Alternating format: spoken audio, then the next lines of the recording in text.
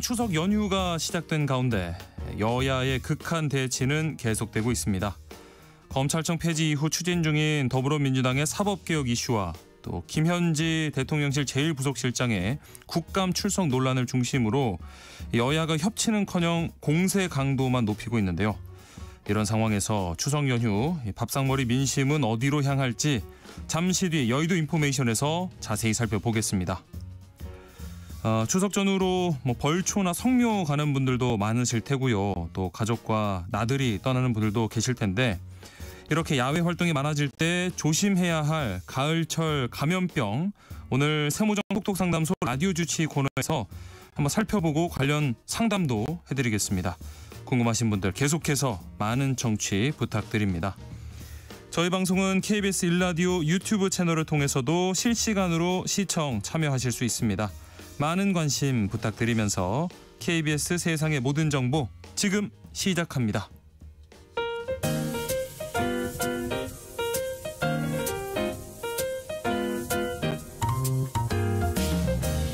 정신없이 바쁜 하루, 놓치면 안 될 경제 사회 분야 뉴스를 한 번에 정리해 드립니다.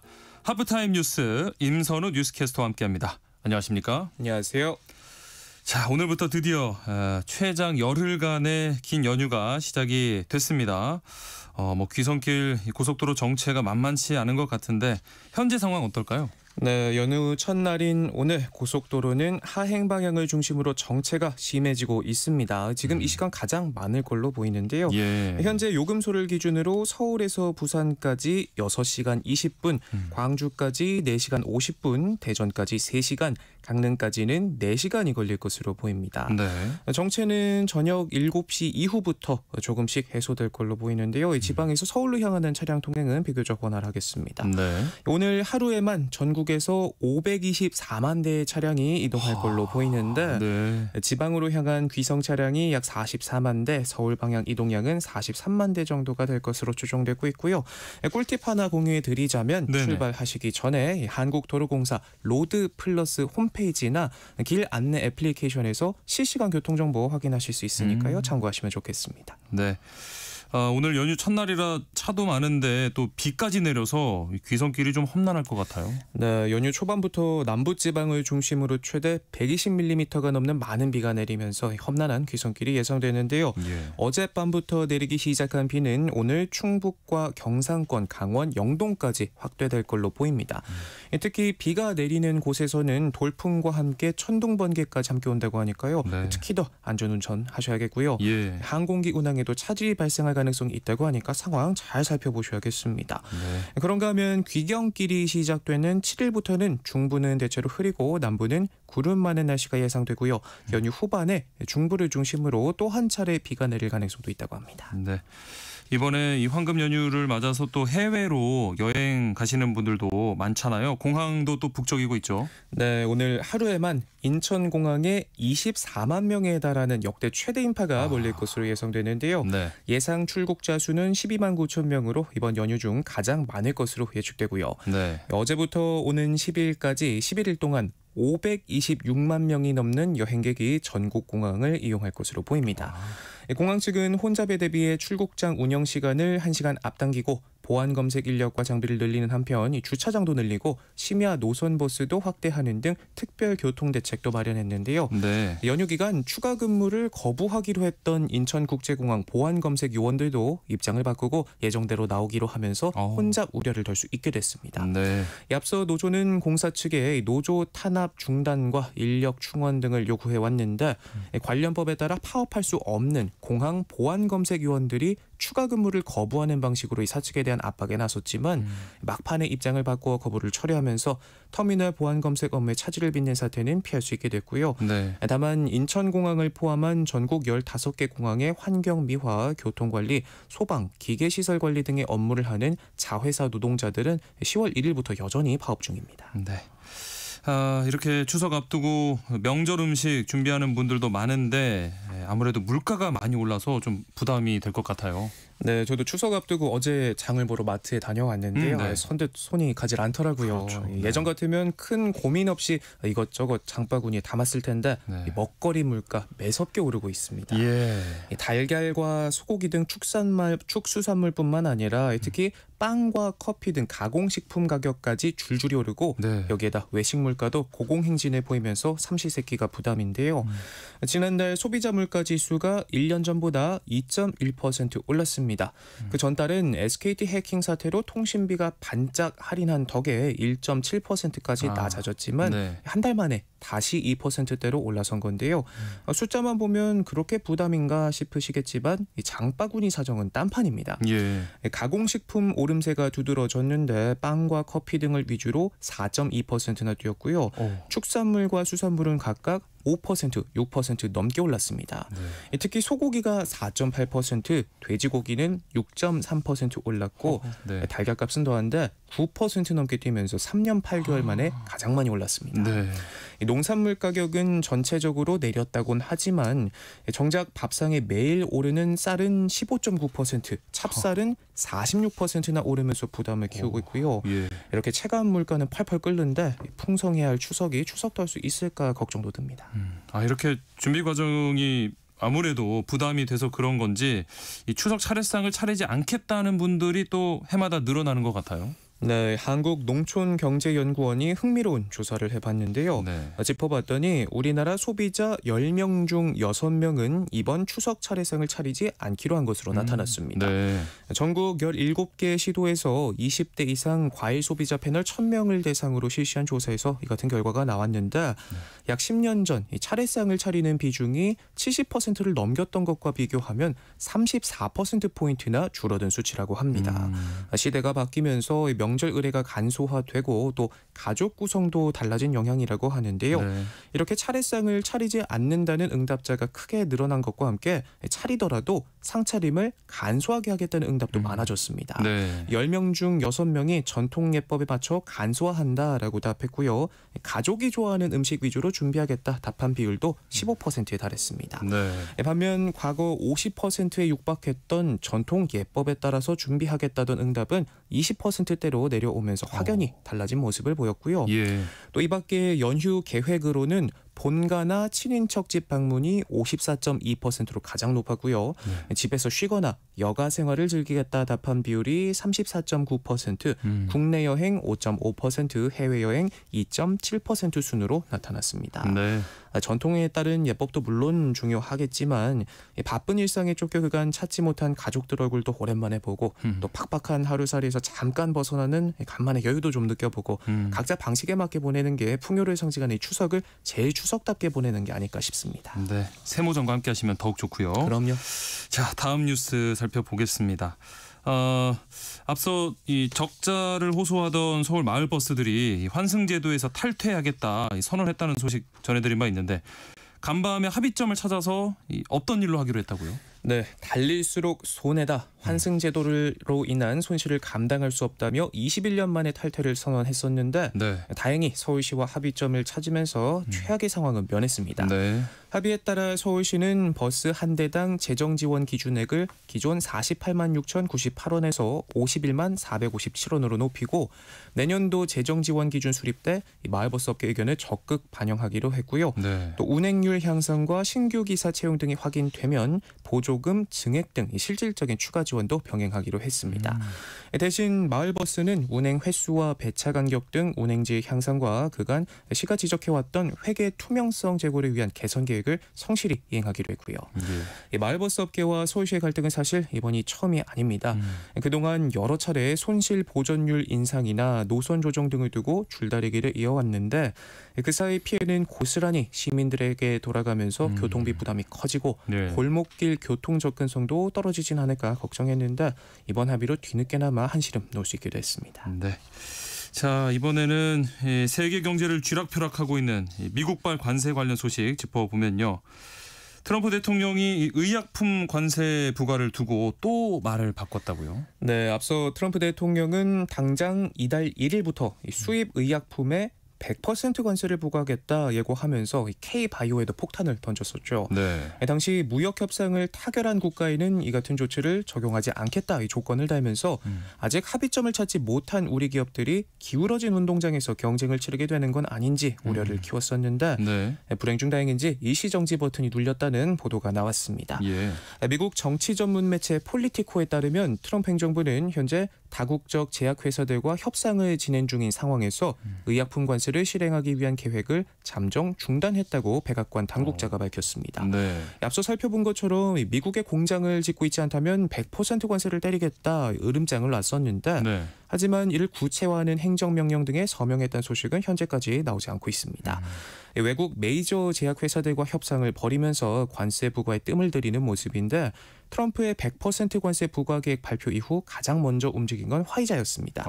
결국 백기를 들고 미국 내 신약 판매 가격을 낮추고 700억 달러, 우리 돈 98조 원 규모의 대미 투자 계획을 발표하자 예. 트럼프 대통령은 화이자에 대한 관세를 3년간 유예하겠다 밝혔고요. 네. 다른 제약사와도 유사한 합의를 하기 위해 협상 중이라며 이제 시장이 공정해졌다 말하기도 했습니다. 그간 트럼프 대통령은 미국 제약사들이 신약을 개발하는 데 엄청난 연구 개발비를 쓰지만 약을 미국에서만 비싸게 팔고 외국에선 싸게 팔아 미국이 다른 나라의 약값을 보조한다고 주장해 왔는데 무역 협상 등을 통해서도 다른 나라의 가격 인상을 압박할 것으로 보여서 우리나라도 약값 상승 압력을 받을 것으로 보여 걱정입니다. 네.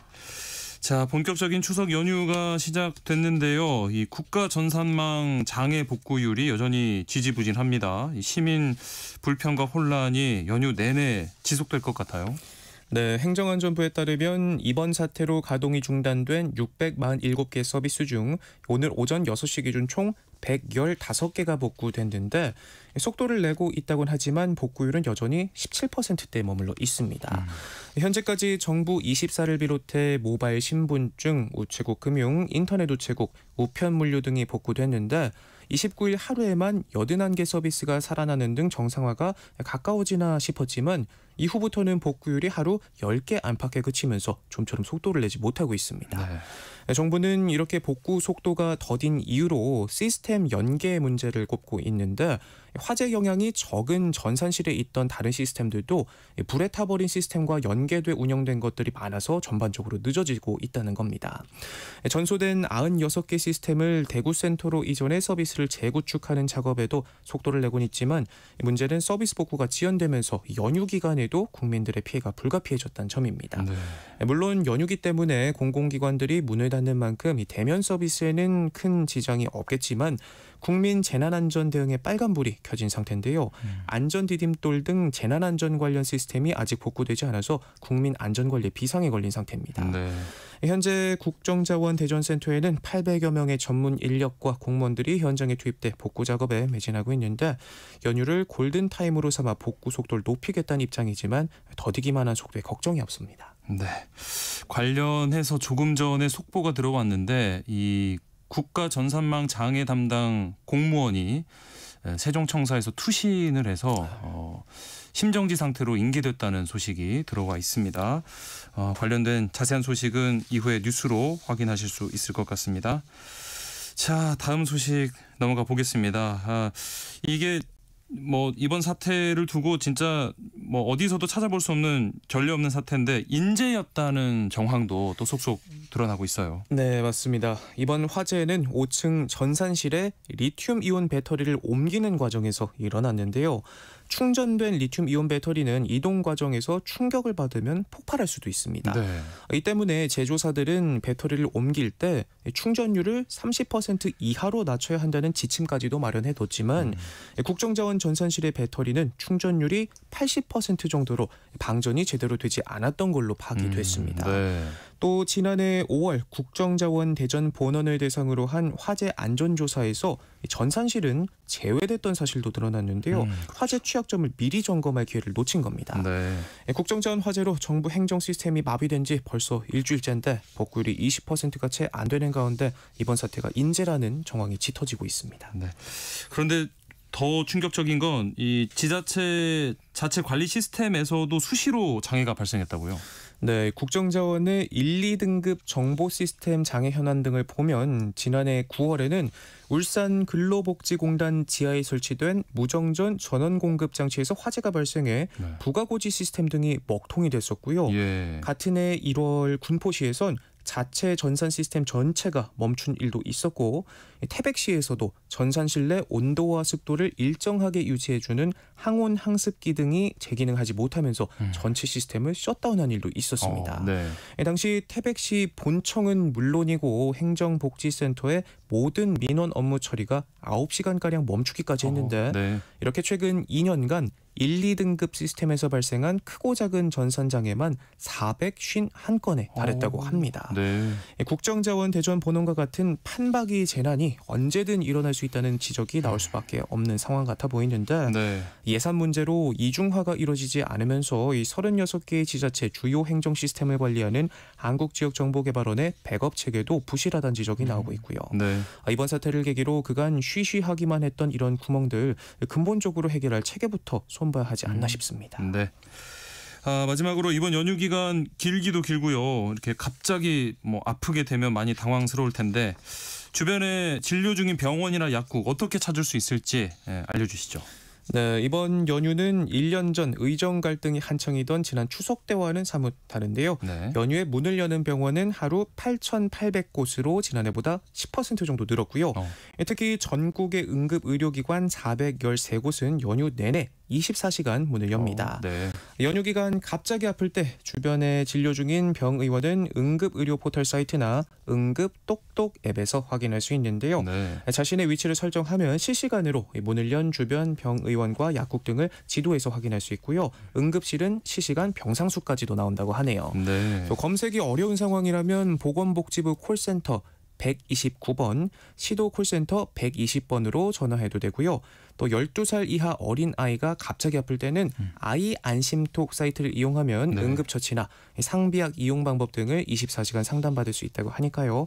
물론 찾아볼 일이 없는 게 제일 좋겠지만 혹시 모르니까 참고하시면 좋을 것 같습니다. 건강하고 풍성한 연휴 되시길 바랍니다. 네, 하프타임 뉴스 여기까지 하겠습니다. 지금까지 임선우 뉴스캐스터와 함께했습니다. 고맙습니다. 고맙습니다. KBS 1라디오 세상의 모든 정보 함께하고 계신 지금 시각 12시 32분입니다. 이 시각 교통정보 알아보겠습니다. 네, 본격적인 귀성 정체가 시작됐습니다. 경부고속도로 부산 쪽은 반포에서 양재까지 막히고요. 입장 부근에서 천안까지는 13km가량 정체입니다. 천안 호두 휴게소에서 주감 휴게소까지는 35km 넘게 막히고 있고요. 회덕 분기점에서 비룡 분기점까지 정체 이어집니다. 서울 양양고속도로 양양 방향은 남양 조금소에서 시작된 정체가 서종까지 이어지는데요. 이 구간은 20km 넘게 막히고 있습니다. 춘천 분기점에서 짧게 정체고요. 내촌 부근 역시 막히고 있습니다. 서해안고속도로도 귀성 방향 목포 쪽인데요. 안산 분기점에서 순산터널까지 짧게 막히고요. 팔탄 분기점에서 서해대교까지는 35km 넘게 막히고 있어서 주의가 필요하겠습니다. 반대 서울 쪽으로는 광명역에서 금천까지 정체고요. 영동고속도로 강릉 쪽으로 동수원에서 양재터널 사이 가장 많이 막히는데요. 21km가량 막히고 있습니다. 이전으로는 영동선 시점에서 시작된 정체는 월곶 분기점을 지나서 반월터널 부곡까지 차례로 이어집니다. 중부고속도로 남이 쪽으로는 호법 분기점에서 남이천 나들목까지 천천히 갑니다. KBS 교통정보센터에서 정현정입니다.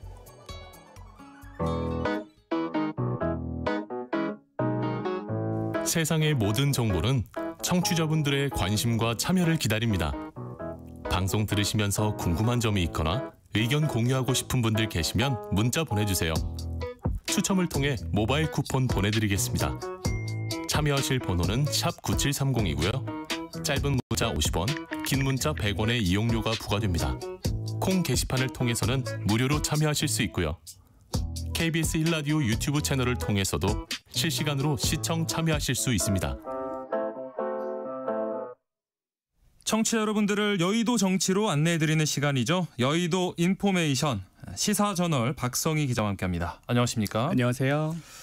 자, 오늘 먼저 검찰 소식부터 살펴보겠습니다. 이 검찰청 폐지의 불똥이 때 아닌 특검으로 튀었습니다. 이 특검 파견 검사들의 집단 반발 조짐 어떤 배경에서인지부터 볼까요? 네, 검찰청 폐지가 확정되자 파장이 특검으로 번지고 있습니다. 네. 검사들의 수사를 못 믿겠다는 이유로 꾸려진 임시 조직이 바로 이 특검인데요.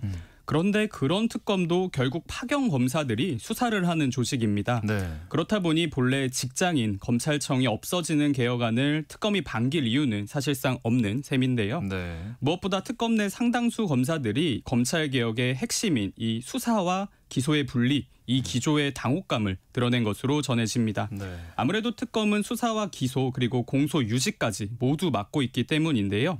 수사하기 위해서 그리고 수사를 잘해서 특검에 왔더니 특검 끝나면 수사하지 말라고 하니 당황스럽다는 겁니다. 네. 결국 김건희 특검 파견 검사 40명은 진행 중인 사건을 마무리한 뒤에 원 소속 검찰로 복귀하게 해달라 입장문까지 제출했습니다. 네. 내란 특검팀 검사들도 검은 넥타이를 메고 재판에 임했는데요. 네. 검사들이 직접 뭐 비판 성명을 내거나 이런 건 아니지만 사실상 이 검찰 사망에 대한 항의 의사를 전달한 것이란 해석이 나왔습니다. 네. 검찰 내부망에서도 검찰 개혁을 우려하는 글이 잇따르는 등 검찰 내 반발이 확산하는 모습입니다.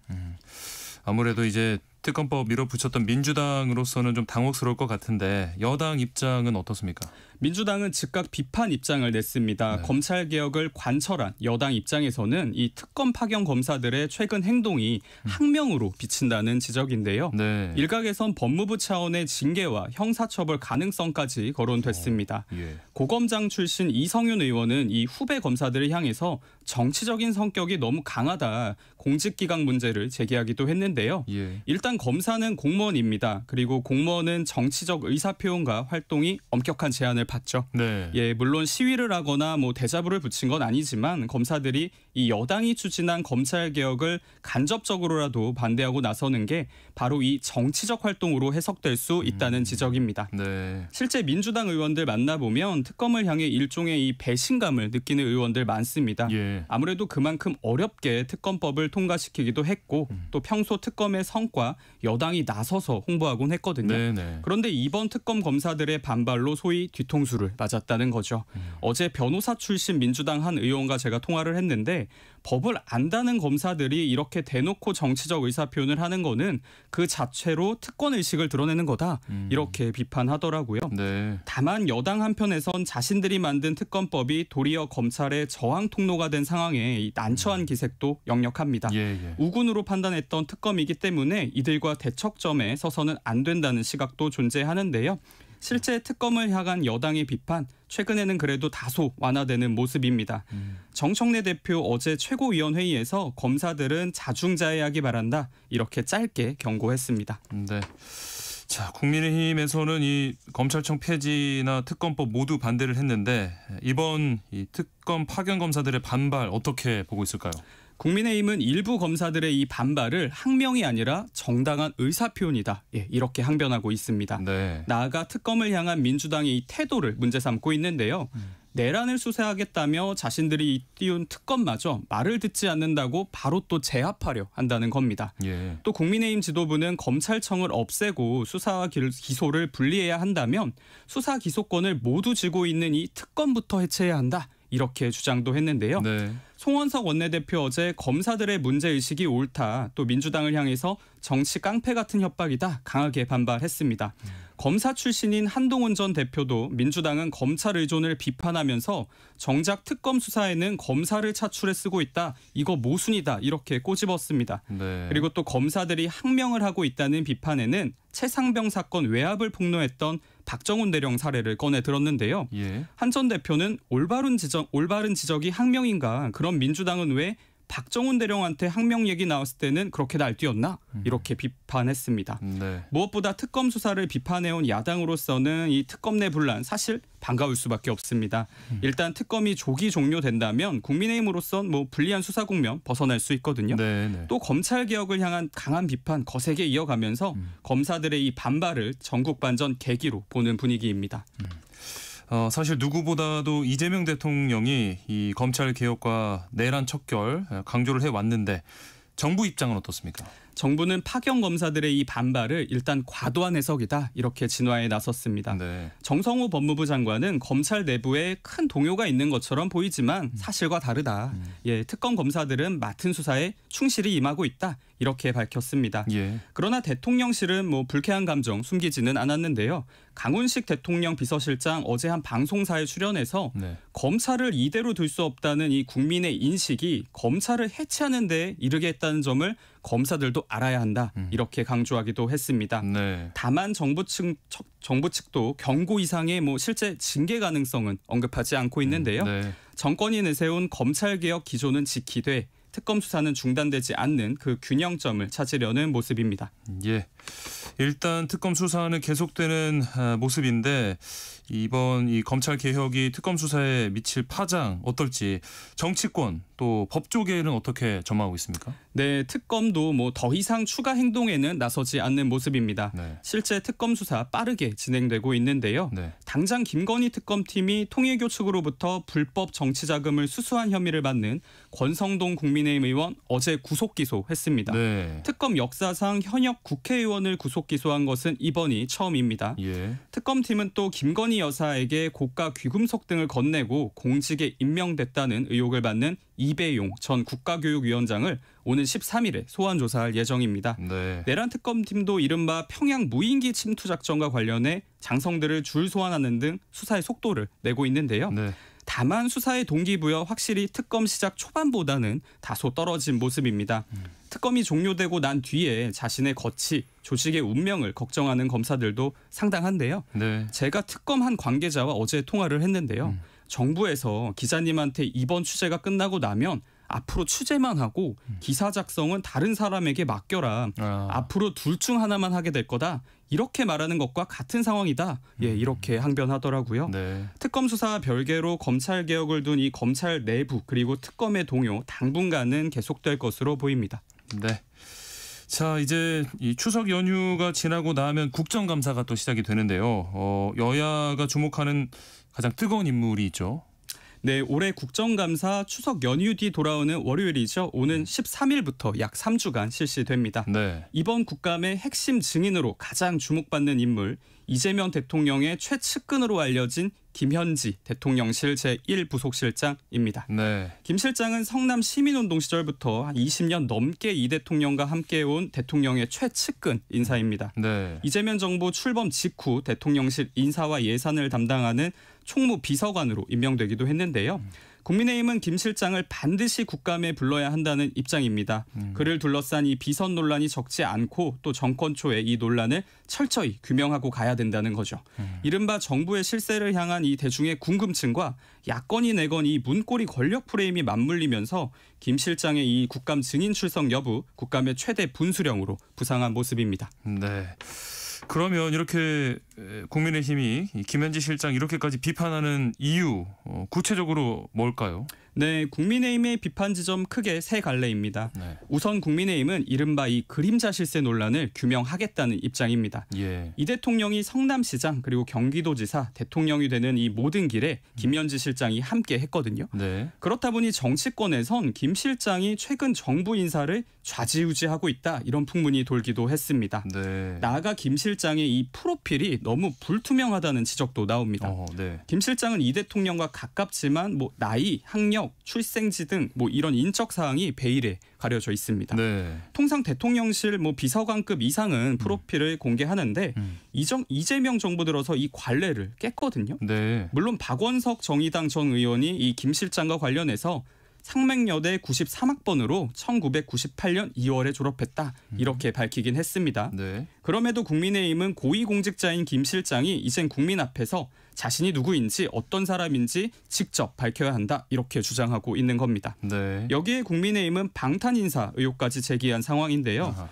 최근 대통령실이 그를 총무비서관에서 제1부속실장으로 인사를 냈습니다. 네. 대통령을 지근거리에서 보좌 하는 제1부속실장은 통상 관례적으로 국감 불출석이 용인돼 왔거든요. 네. 그렇다 보니까 국민의힘은 대통령실이 이 실세를 향한 야당의 의혹 제기 그리고 국감 출석을 막으려고 꼼수 인사를 단행한 거 아니냐 이렇게 비판하고 있는 상황입니다. 네.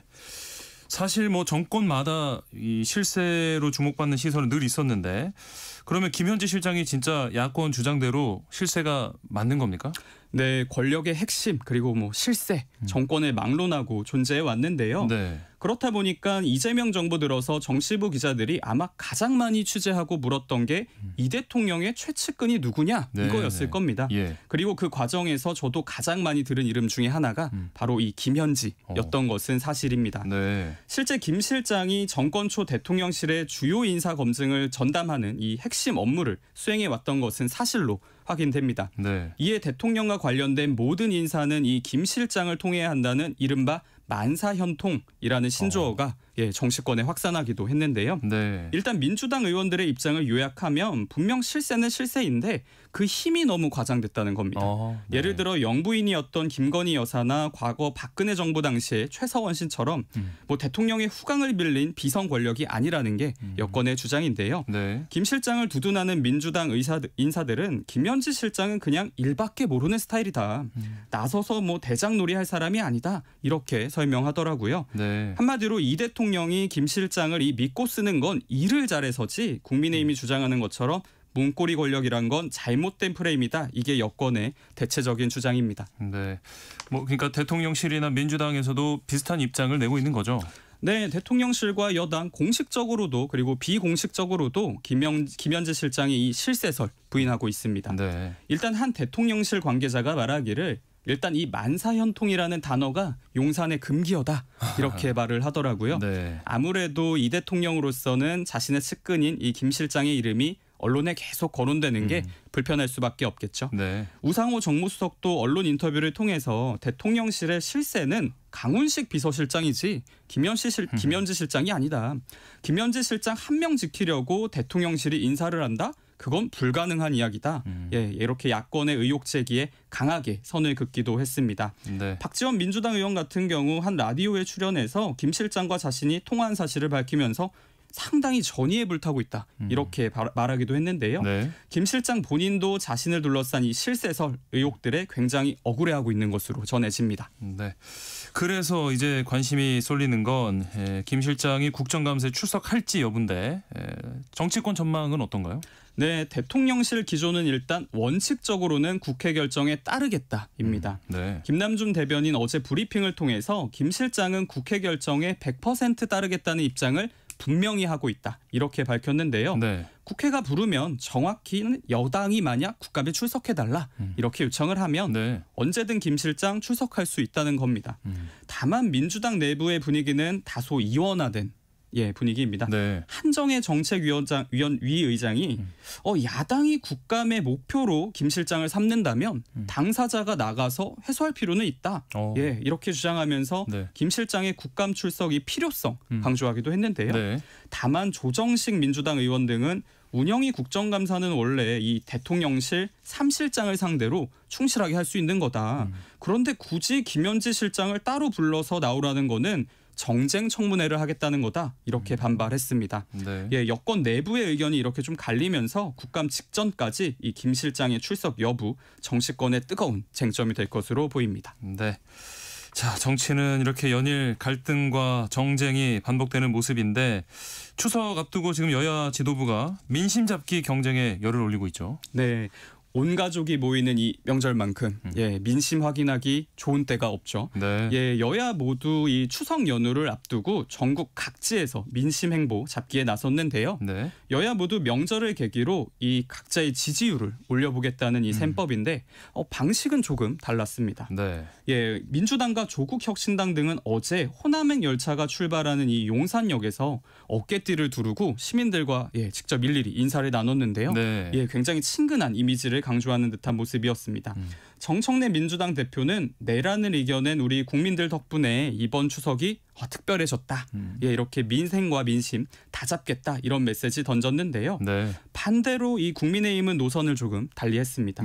전통적으로 사실 이 영남행 보수 텃밭인 이 영남행 열차가 몰리는 서울역을 명절마다 찾곤 했는데 네. 이번에는 노인 복지관을 찾아서 송편 빚기 봉사에 나선 건데요. 네. 장동혁 대표 이 자리에서 경제가 어렵지만 더 좋아지길 바란다면서 이 어르신들 민심 잡기에 집중했습니다.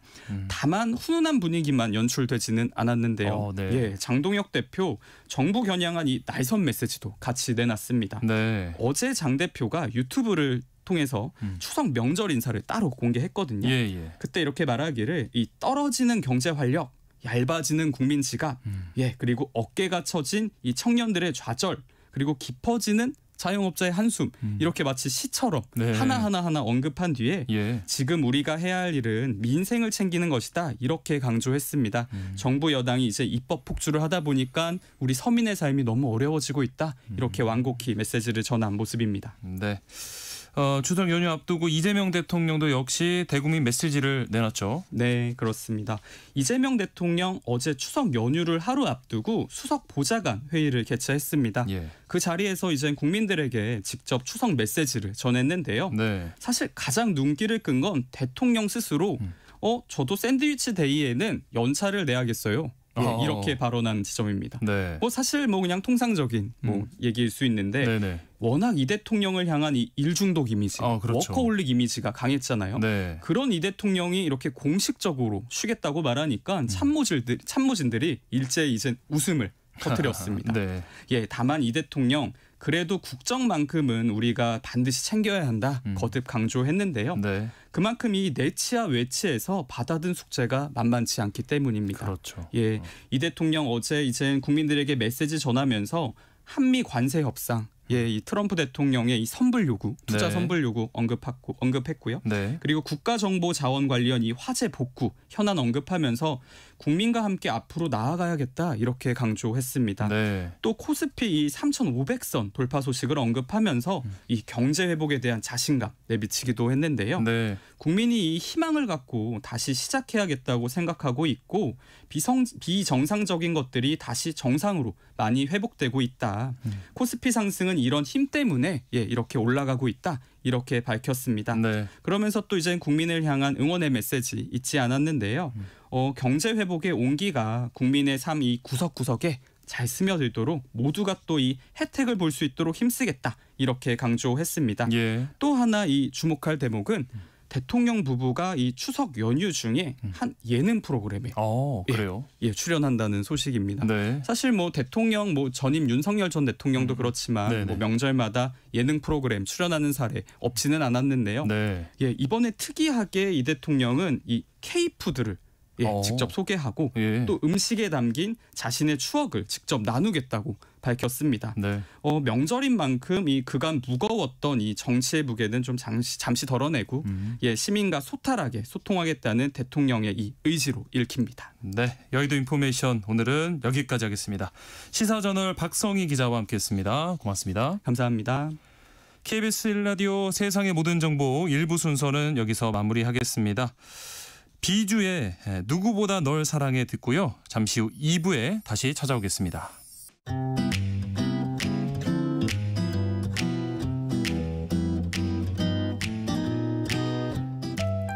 안녕하세요. 바른말 고운말입니다. KBS 1텔레비전에서 방송되고 있는 우리말 겨루기에서 나왔던 문제를 짚어보겠습니다. 오늘은 우리말 달인 도전 1단계 문제로 제시되는 2개의 표현 중에서 맞는 것을 고르는 것입니다. 먼저 얼굴이 푸더분하다와 얼굴이 푼더분하다 중에 맞는 표현은 어느 것일까요? 이 경우는 얼굴이 푼더분하다가 맞습니다. 푼더분하다에는 여러 가지 뜻이 있는데 문제에서는 생김새가 두툼하고 탐스럽다의 뜻으로 쓰인 것입니다. 아낙네의 얼굴이 복스럽고 푼더분하게 생겼다 같이 말할 수 있지요. 또 숙환으로 유명을 달리하다와 운명을 달리하다 중에 어느 것이 맞는 표현일까요? 네, 이때는 유명을 달리하다가 맞습니다. 여기서 유명은 그윽할 유자에 밝을 명자를 쓰는 것으로 저승과 이승을 아울러 이르는 말이고 유명을 달리하다는 죽다를 완곡하게 이르는 관용구입니다. 그리고 장난이 그악하다와 장난이 거악하다 중에서는 그악하다가 맞는 표현인데 극악하다는 장난 따위가 지나치게 심하다라는 뜻입니다. 참고로 극악하다에는 모질고 사납다란 뜻도 있고 끈질기고 억척스럽다란 뜻도 있습니다. 지금까지 바른말 고운말 아나운서 국혜정이었습니다.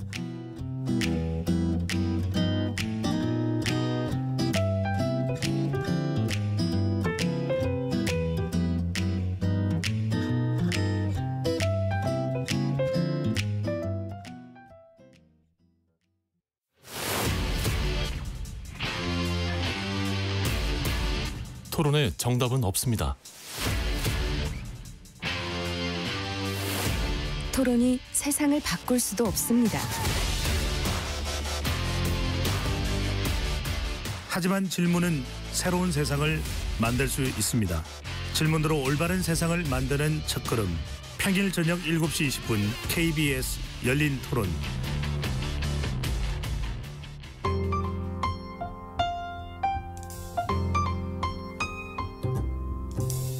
어떤 하루 보내고 계신가요? 눈코 뜰 새 없이 바쁘게 지나가는 한 주. 따뜻한 시선으로 하루를 마무리합니다. 당신을 위한 지식 쉼터. 오늘 밤 일라디오. 월요일부터 금요일. 매일 밤 10시 5분에 시작합니다.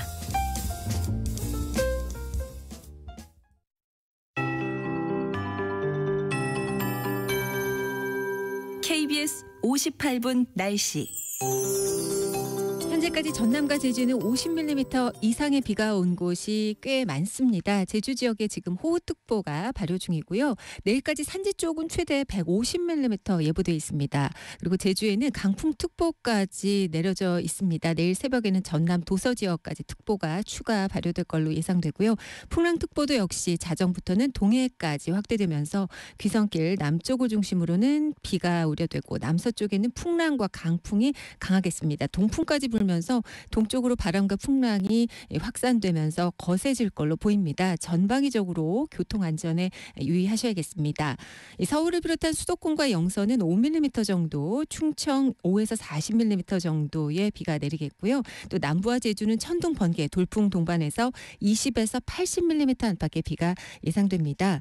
전남 남해안과 경남 남해안 많은 곳은 80에서 100mm, 제주에는 120에서 150mm 안팎까지 시간당 30에서 50mm로 매우 강하고도 많은 비가 내리겠습니다. 비 피해 없도록 산사태 등 안전사고에 유의하셔야겠습니다. 그리고 해안과 산지에 바람이 매우 강하게 불겠고요. 풍랑도 서해와 남해, 제주, 먼바다를 위시해서 내일부터는 동쪽까지 해상의 물결이 높겠습니다. 내일 서울의 아침 기온 19도, 낮 기온 26도로 조금 오르겠고요. 지금 서울의 기온 22도입니다. 강혜종입니다.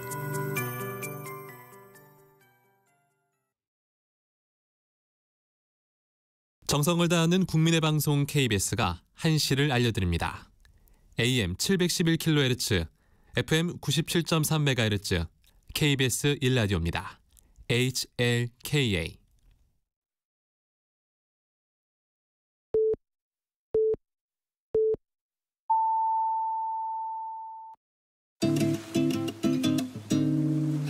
나른한 오후를 책임질 영양 만점 지식 비타민. 세상의 모든 정보.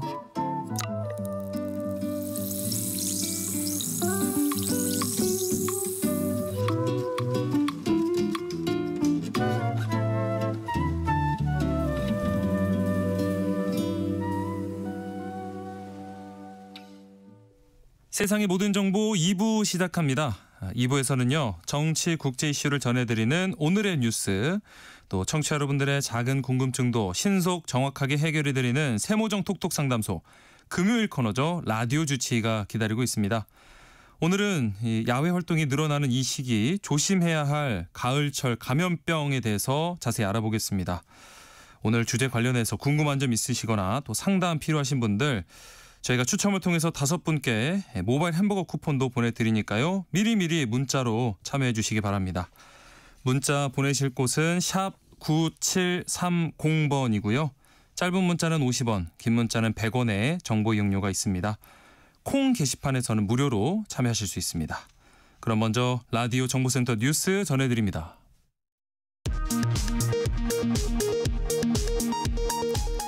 개천절을 맞아 더불어민주당이 내란의 완전한 종식과 국민 통합을 통한 진짜 대한민국을 기원한다고 밝혔습니다.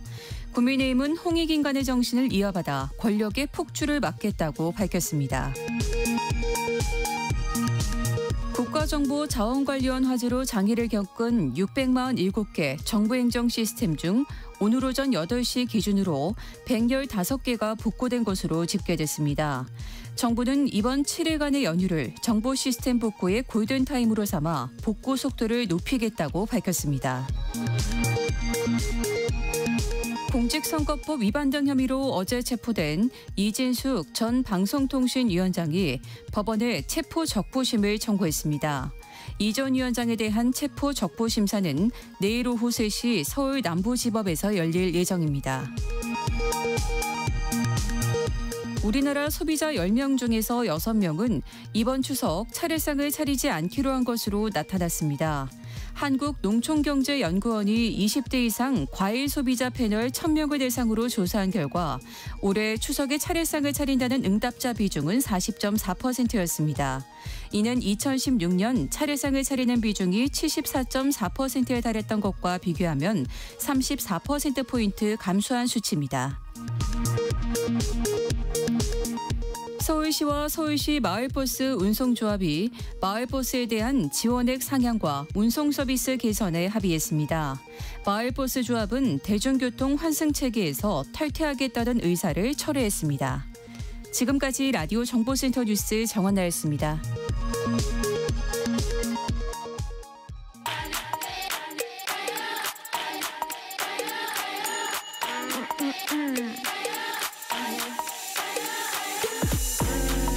뉴스 빠뜨리셨나요? 한낮에 전해진 소식들 꼼꼼히 정리해드리겠습니다. 오늘의 뉴스 조현정 시사평론가와 함께합니다. 안녕하십니까? 네, 안녕하세요.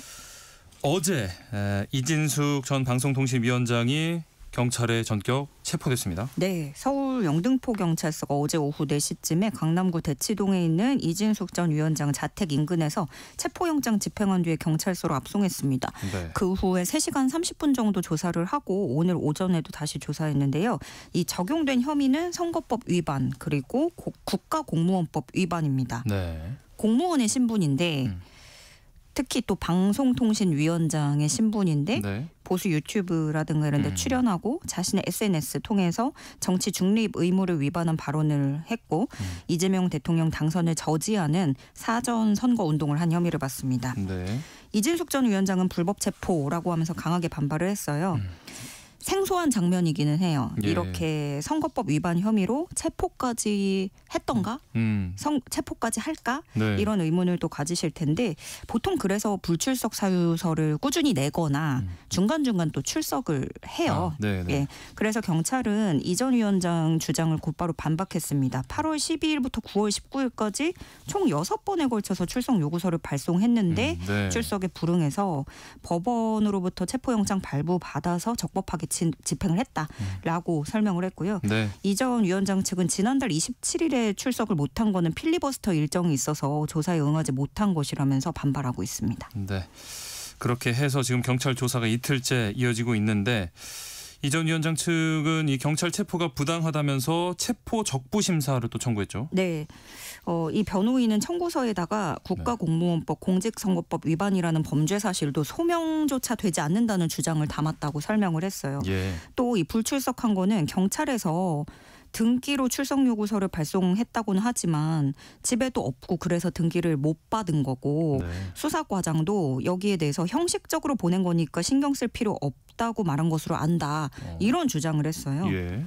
그래서 이 체포가 적법한지 부적합한지 이 법원이 심사를 해야 되는데 이게 내일 오후 3시 서울 남부지법에서 열리게 되고요. 예. 경찰은 원래 오후쯤에 구속영장 신청 여부를 결정할 예정인데 이 법원의 판단, 체포적부심사에 대한 판단이 이게 변수가 되겠죠. 네. 특히 체포적부심에서 풀려나면은 좀 무리한 체포를 경찰이 나서서 했다라는 비판에 직면할 수밖에 없는데요. 네.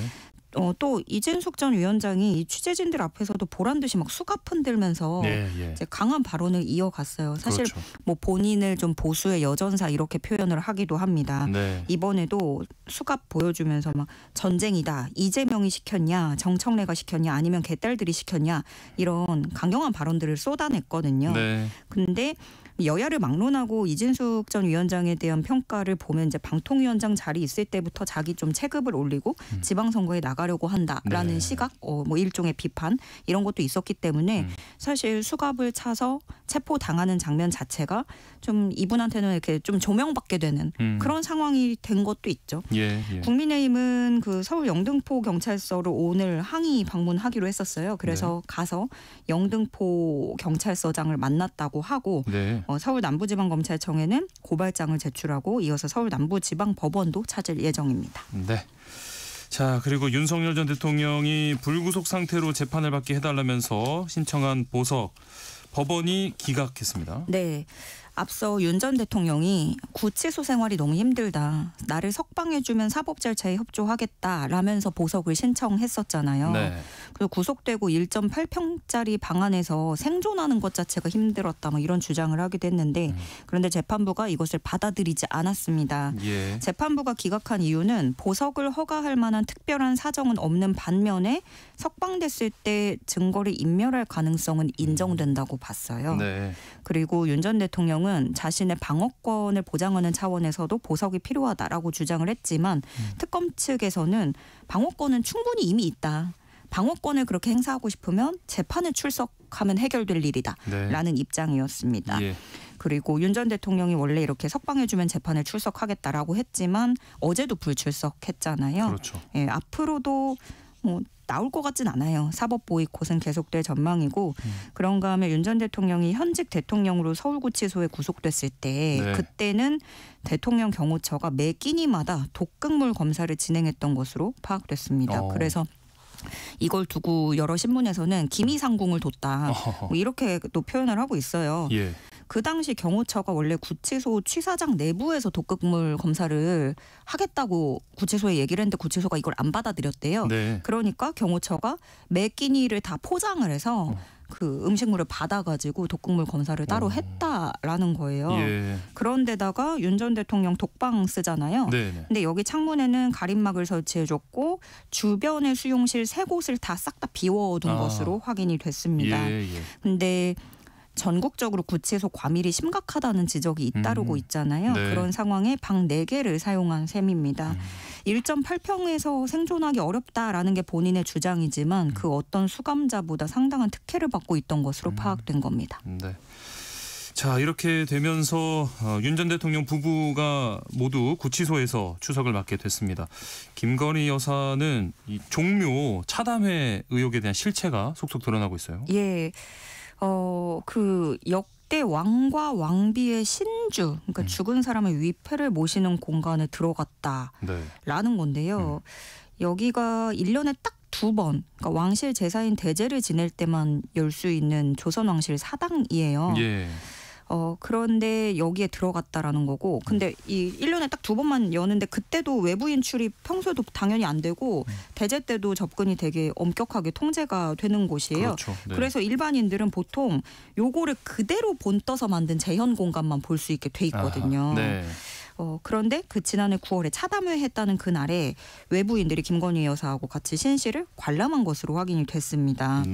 망묘루에서 차를 마시기 전에 5분가량 열려있는 문 통해서 신실을 둘러봤다라고 국가유산청이 밝혔습니다. 근데 여기에 김건희 여사가 들어가 볼 수 있었던 건 대통령실의 지시가 있었던 거죠.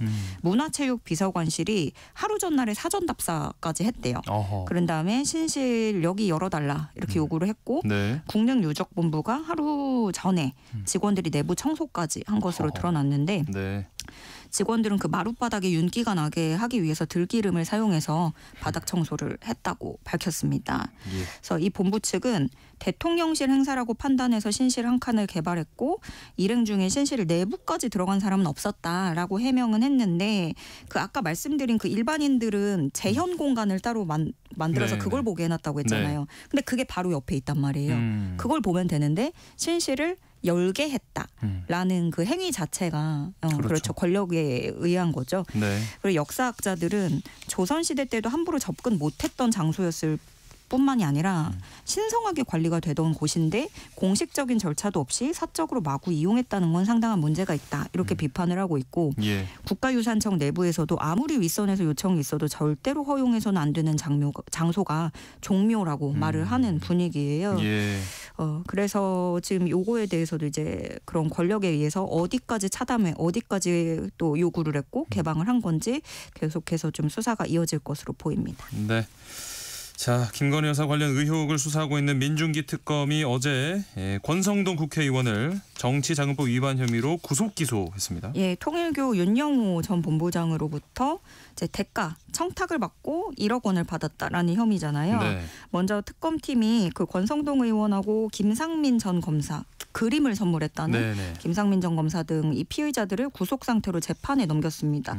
또 권성동 의원에게는 재산 추징 보전을 청구를 했고 예. 서울중앙지법이 어제 이걸 받아들여서 인용 결정을 내렸어요. 네. 추징 보전이 뭐냐면 나중에 유죄를 선고받게 되면은 재산을 몰수당하거나 추징당할 수 있잖아요. 네네. 그럴 것들을 대비해서 미리 돈을 다 써버리거나 뭐 임의로 이제 빼돌리거나 하는 것들을 막게 하기 위해서 이제 추징 보전을 한다라는 거예요. 특검은 또 연휴 직후에 한 10일쯤에는 통일교 한학자 총재를 구속 기소할 것으로 보입니다. 예.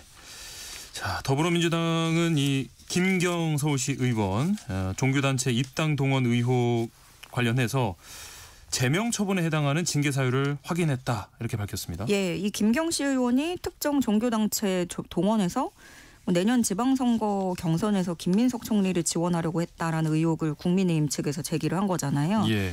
민주당이 급속하게 아주 신속하게 조사한다 했고 네. 제명 사유에 해당한다고 결론을 내렸어요. 네. 그러니까 어떤 부분이 문제가 됐냐면 입당 당원 서류 추천하는 과정에서 저 당원 당규를 위반한 부분이 드러났다는 거예요. 네. 그래서 민주당은 그 위장 전입했다는 당원들의 대리가입 여부도 전수조사에 들어갔습니다. 네. 다만 이 진종우 국민의힘 의원이 제기한 그런 뭐 종교 뭐 이런 의혹과는 무관한 결정이라는 게 민주당의 입장이에요. 네. 그러니까 특정 종교단체의 집단 입당 사실은 없었고 이번 징계 판단 역시 국민의힘이 제기한 의혹과는 무관하다라고 하면서 선을 그었습니다. 예. 이번에 윤리심판위원 측이 밝힌 거는 그 김경 시의원이 차기 지방선거에 영등포 구청장 선거에 출마하기 위해서 이런 당무 방해 행위를 한 것으로 보인다라고 설명을 했는데 네. 뭐 실제로 구청장 선거로 혼자서 뭐 이리저리 준비를 좀 하고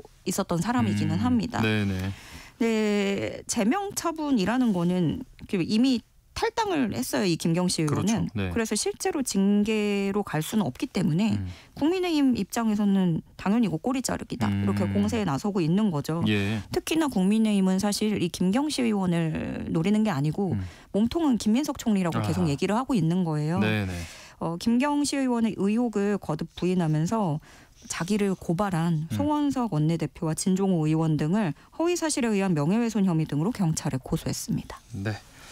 한낮의 교양 파트너 지금 여러분께서는 세상의 모든 정보와 함께하고 계십니다. 자, 최근 곳곳에서 이 노골적인 반중 시위가 벌어지고 있는데 어제 이재명 대통령이 강경 메시지를 내놨습니다. 네. 명동에서 시작한 시위가 곳곳으로 번지고 있습니다. 예. 그런데 이게 단순한 반대를 넘어서 혐오 표현까지 뭐 사실 점철돼 있다라고 네, 할 수 있고 예. 그래서 명동 상인들이 굉장히 불안해하는 상황이에요. 네. 그래서 이걸 관리하기 위해서 매번 투입되는 경찰력도 사실은 낭비가 되고 있는 셈인 거죠. 네. 이재명 대통령이 강력한 대책을 주문했습니다. 어느 나라 국민들이 자기들을 이유 없이 비방하는 나라에 가서 관광하고 물건 사고 그러고 싶겠느냐 이렇게 되물은 거고요. 네. 그리고 일본 극우 인사들의 혐한 시위 거론하면서 역지사지해야 된다 이렇게 얘기하기도 했습니다. 네네. 그런데 이걸 실제로 이런 흐름이 일본의 과거에서부터 찾아볼 수가 있어요. 예. 그 당시에 우경화되던 그런 일본이 혐한만 게 아니라 혐중 같이 했었거든요. 네네. 그게 그대로 우리한테 좀 왔고 일본도 사실은 그 당시에 그 시기마다 그 시위가 일본 정치권의 필요에 의해서 좀 움직이고 시위가 더 커졌다가 작아졌다가 존재감이 없다가 뭐 요게 움직이는 게 같거든요. 네, 우리한테도 그렇게 이게 넘어오게 된 거고 결국에 주한 중국 대사관이 우리에게 어떤 일종의 경고라고 할까요? 한국에 있는 중국인의 안전을 보장하라고 촉구하고 나섰습니다. 네. 한국 일부 극우 세력이 서울 도심에서 반중 시위를 계획하고 있는데 중국 국민이 국경절과 추석을 보내고 한국 국민이 개천절과 추석을 보내는 경사스러운 시기를 선택해 이렇게 하기로 한 것은 불순한 의도를 가지며 민심을 결코 얻을 수가 없을 것이다. 이렇게 중국 대사관이 지적했습니다. 네. 자, 이재명 대통령 이제 취임 후에 첫 명절을 맞는데 공식 일정은 최소화하고 휴식하면서 향후 전국 구상을 병행한다는 계획이죠. 네, 10일에는 연차를 낸다고 밝히기도 했고요. 그래서 연휴 첫날인 오늘은 민생 현장 찾아서 서민 생활 살피고 또 공무원과 소외계층을 격려할 예정입니다. 네. 특히 명절 인사 전하면서 직접 민심을 청취하는 일정도 가질 것으로 보이는데 구체적인 동선을 싹 다 공개를 한 건 아니지만 아무래도 오늘은 이 연휴 첫날이다 보니까 민심을 챙기는 행보에 방점을 찍을 것으로 예상이 되고 오전에는 인천 강화군으로 갔어요. 강화 평화 전망대로 가서 실향민들과의 대화 행사를 갖기도 했습니다. 또 이후 연휴 기간에는 별도의 공개 일정은 없이 비공개 현안 보고를 받으면서 뭐 내치 또 외교 포함해서 당면한 현안에 대해서 구상에 집중할 것으로 예상이 되는데 뭐 말할 것도 없이 관세 협상이라든가 여러 가지 뭐 고심할 것들이 너무 많고 그리고 에이펙 정상회의도 한 달도 채 안 남았어요. 이번 달입니다. 예, 이 실무는 김민석 총리가 총괄하고 있기는 하지만 에이펙 정상회의에서 사실 이번에 어떤 제일 주목되는 어떤 꽃이라고 할 수 있는 거는 뭐 다자회담, 양자회담 이렇게 되고 있기 때문에 이재명 대통령도 한미 정상회담, 한중 정상회담 여기에 또 가능성 있는 미중 정상회담 뭐 이런 것까지 다양한 전략을 구상할 것으로 보입니다. 네, 이번 에이펙 정상회의에 이제 도널드 트럼프 미국 대통령도 오기로 했는데 이 정상회의에 앞서서 일본 방문을 검토 중이라는 소식이 있네요. 네, 교도통신이 보도를 했는데요. 트럼프 대통령이 오늘 26일에 방일하는 거를 26일, 27일 이때쯤 검토하는 거를 가는 거를 미일 양국이 좀 조율을 하고 있다고 하더라고요. 네. 그 31일부터 에이펙 정상회의가 경주에서 열리기 때문에 거기 전에 이제 일본 갔다가 한국으로 이동하는 계획을 세우고 있다는 건데요. 실제로 일본 방문이 성사가 되면 6년 만에 방일입니다. 근데 방일 기간에 일본의 방위비 증액을 요구할 가능성이 있는 걸로 알려졌어요. 근데 요거 좀 주목해야 될 게 우리랑 비슷한 상황이기도 하지만 한국에 오기 전에 요 얘기를 또 한다. 예, 라는 거는 어떤 좀 그런 것들을 쌓는 그런 시간이 될 수 있는 거죠. 그리고 또 이 에이펙 정상회의의 화두는 미중 정상이 만나느냐 이거잖아요. 근데 벌써부터 양측 간의 기싸움이 팽팽하다고 합니다. 트럼프 대통령은 중국의 그 미국산 대두 수입 문제를 논의하겠다라고 공표를 했고요. 중국은 미국의 대만 독립 반대 선언을 이끌어내기 위한 여론전에 들어갔습니다. 네, 오늘 말씀 여기까지 나누도록 하겠습니다. 지금까지 조현정 시사평론가와 함께했습니다. 고맙습니다. 네, 고맙습니다.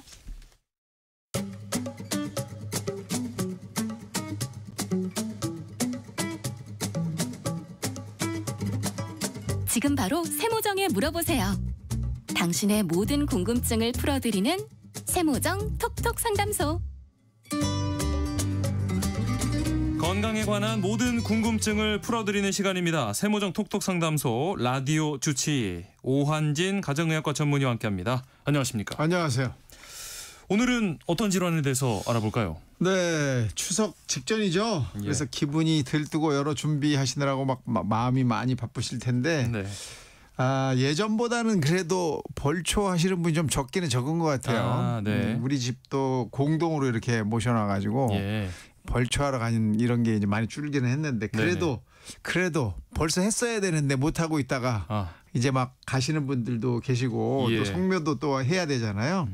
이런 분들이 요즘에 아주 많기 때문에 좀 주의할 게 필요하다 이렇게 생각이 듭니다. 네, 벌초 같은 이 야외 활동할 때 주의할 질환 관련돼서 말씀해 주시는 거죠? 네네. 자, 오늘 라디오 주치 코너에서는 연휴 기간 벌초나 성묘 같은 야외 활동에서 주의해야 할 질환에 대해서 자세히 알아봅니다. 관련해서 여러분들 궁금한 점 있으시면 문자로 참여해 주시면 되는데요. 저희가 상담도 해드리고 또 총 5분께는 추첨을 통해서 모바일 햄버거 쿠폰 보내드립니다. 문자 보내실 곳 샵 9730번입니다. 샵 9730. 짧은 문자는 50원, 긴 문자는 100원의 정보 이용료가 있고요. 콩 게시판이나 또 KBS 일라디오 유튜브 채널 통해서는 무료로 참여하실 수 있습니다. 자, 그럼 먼저 산에 갔을 때 가장 주의해야 할 이 대표적인 감염병 뭐가 있을까요? 네, 우선 이제 가을철에 특히 요즘에 이제 산에나 야외에 갔다가 열나는 병이 크게 3가지가 있어요. 네. 그중에 이제 첫 번째가 쭈쭈가무시라는 병이고 두 번째가 유행성 출혈열, 세 번째가 렙토스피라증 이렇게 3가지가 있는데 그중에 가장 흔하고 많은 게 쭈쭈가무시라는 병입니다.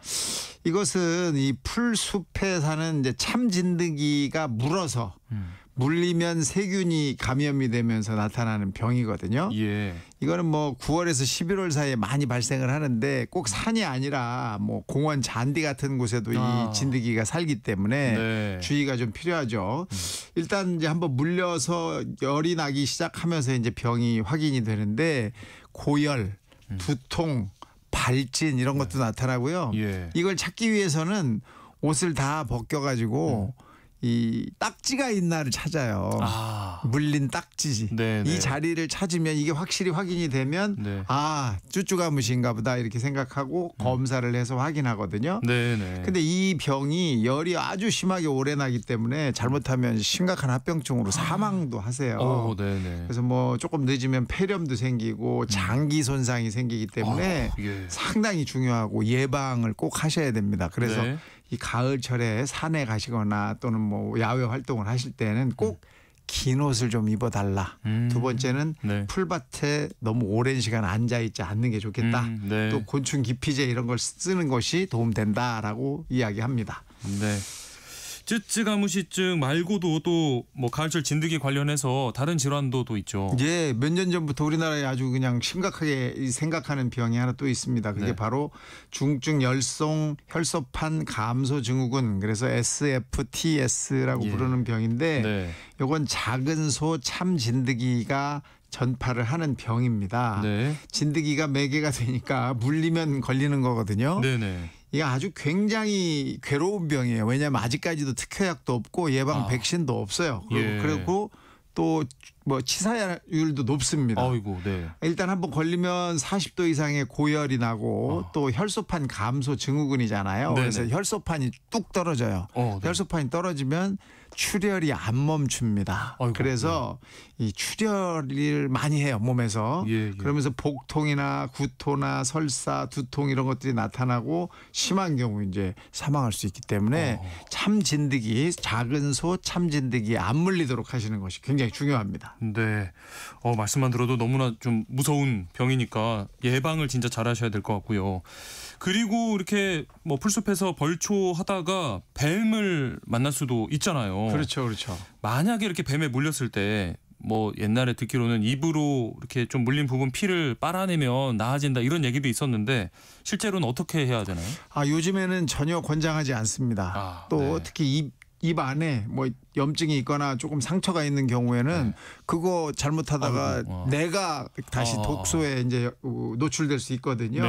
그래서 일단은 깨끗이 물린 부위를 씻고 그다음에 물린 부위가 심장보다 높아지지 않도록 위치를 하고 바로 병원으로 가셔야 됩니다. 병원에 가시면 항독사 혈청이라는 게 있어요. 그래서 이걸 주사 맞고 하면 해결이 되는 거니까 빨리 병원으로 운반하시는 게 낫지 그 안에서 뭐 내가 응급치료를 해야 되겠다라고 하시다가 시간을 놓치는 경우가 더 많으니까 그렇지 않게 하시는 게 좋겠고 그래서 나가실 때 장화를 꼭 신으시면 좋겠습니다. 장화를 꼭 신고 물리지 않도록 하셔야 되고요. 혹시라도 물리시면 빠르게 병원으로 가셔야 되고요.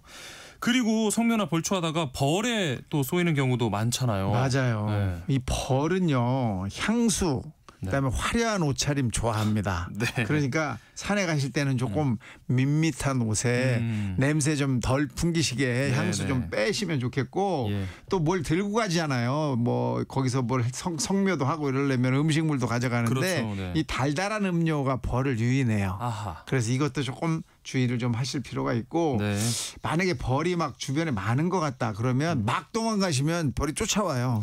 네. 그러니까 천천히 움직이셔서 그 지역을 벗어나는 게 좋습니다. 네. 말벌이 있더라 그러면 이거는 뭐 빨리 도망가야 돼요. 공격성이 너무 심하기 때문에 말벌은 빨리 피하셔야 됩니다. 네. 그러니까 이렇게 산에 뭐 성묘 가거나 벌초 가실 때는 그에 어울리는 복장과 맞습니다. 차림으로 가셔야 되겠습니다. 만약에 그런데 벌에 쏘였다 했을 때 어떤 응급처치를 할 수 있을까요? 벌에 쏘였다는 거는 벌이 자기 침을 우리 몸에다가 박은 거잖아요. 그리고 벌침을 떼놓고 벌은 나가죠. 그렇죠. 근데 이 벌침을 빼야 되거든요. 신속히 제거할수록 벌독이 덜 들어와요. 그래서 빨리 제거하는 게 좋은데 이거 막 핀셋으로 막 뽑아내려고 자꾸 하시는데 잘 안 뽑히거든요. 그래서 손톱으로 슬슬 밀거나 우리 신용카드 같은 거 있잖아요. 그걸로 이렇게 물린 데를 살살 밀면 이게 잘 빠져나올 수 있어요. 그렇게 해서 뽑아내시는 것이 가장 좋은 방법이고 다 나온 다음에는 깨끗이 씻으시고 만약에 그 부위가 붓기 시작하고 가렵기 시작한다 그러면 일단 병원 가셔야 됩니다. 그래서 처치를 받으시는 게 좋고 만약에 일부 분들은 뭐 이게 굉장히 심각한 아나필락시스라고 그래서 전신 알레르기 반응이 나타날 수 있거든요. 이때는 기도가 좁아지면서 숨쉬기가 어려워서 사망하실 수도 있기 때문에 응급처치를 하시고 바로 119를 불러서 하셔야 됩니다. 네.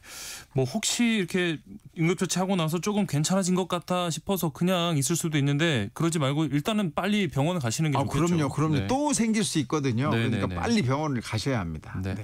그리고 혹시 뭐 쥐나 햄스터 같은 이렇게 야외 활동하다가 설치류를 통해서 얻는 질환 어떤 게 있을까요? 이게 이제 제일 중요한 병이 렙토스피라증이라는 건데요.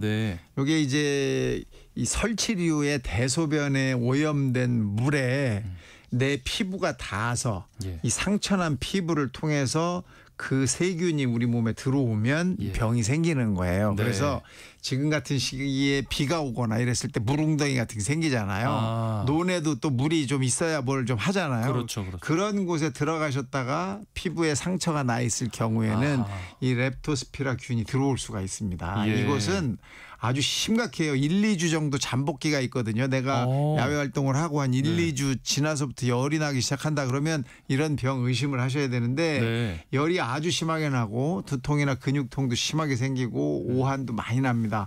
거기다가 합병증이 아주 심각해요. 그래서 신부전, 콩팥이 아예 일을 못해서 투석을 해야 된다든지 황달이 아주 심하게 온다든지 폐출혈도 생기기 때문에 이게 아주 중요하게 생각하실 병이거든요. 그러니까 가을철에 비 온 뒤에 논두렁이나 고인 물 속에 들어가지 않도록 하는 것이 굉장히 중요합니다. 네. 자, 이 가을철에 뭐 산에 가면은 이렇게 막 뭐 대기 중에 날리는 것도 많고 한데 그렇죠. 주의해야 되는 좀 호흡기 질환 어떤 게 있을까요? 벌초 하시다가 막 먼지 날리잖아요. 그 먼지 속에 곰팡이, 포자 같은 것들도 있을 수가 있고 또 잡초에 꽃가루 같은 게 가을에도 나와요. 그래서 이런 게 말라 있다가 호흡기로 들어오면서 기침, 코막힘, 재채기, 호흡곤란 이런 게 생길 수 있는데 이런 것들은 사실 알레르기를 유발한 거잖아요. 알레르기성 비염이나 천식이 악화될 수 있기 때문에 우선 마스크를 좀 잘 하시고 이 벌초를 하시는 게 도움이 되고 내가 만약에 그런 소인이 있다 그러면 안 가셔야죠. 다른 분을 좀 부탁드리는 게 낫습니다. 벌초 하다가 뭐 피부 질환도 여러 개 뭐 생길 수 있을 것 같은데요. 당연하죠. 접촉성 피부염이 생길 수가 있어요.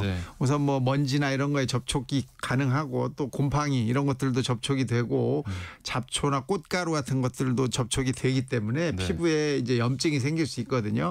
그래서 이거 벌초나 이런 걸 하고 나서 가려워지기 시작하고 뻘겋게 되기 시작한다 이러면 접촉성 피부염이 생겼구나 이렇게 생각하시고 일단은 뭐 집에 연고가 뭐 있으면 좀 발라주시면 좋은데 연고가 별로 없고 계속해서 가려움이 심해진다 이러면 병원을 꼭 한번 가실 필요가 있습니다. 잘못하면 이런 분들은 호흡기의 문제도 같이 생기고 또 눈가 주위에도 알레르기성 결막염 이런 것들도 같이 생길 수 있기 때문에 네. 반드시 병원에 한번 가셔야 됩니다. 네.